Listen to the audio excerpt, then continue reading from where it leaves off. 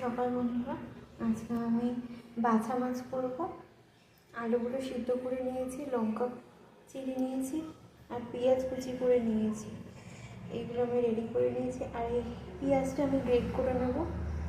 এগুলো পছন্দ মতো মশলা নিয়ে নিয়েছি আমি। তেলটা গরম হয়ে গেছে, এবার পেঁয়াজগুলো ভেজে নেব।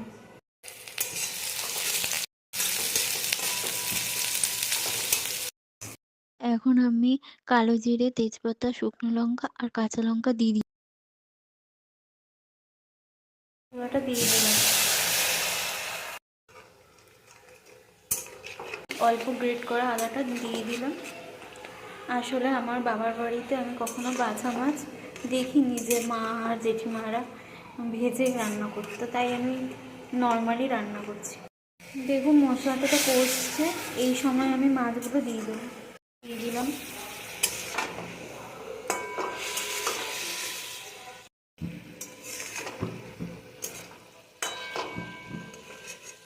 মাছটা অনেকটাই কষা হয়ে গেছে, এবার আমি জল দিয়ে দেবো পরিমাণ মতো।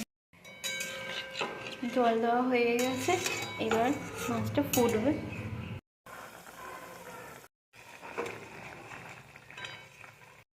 দেখুন হয়ে গেছে মাছটা, এবার অফ করে দেবো গ্যাস।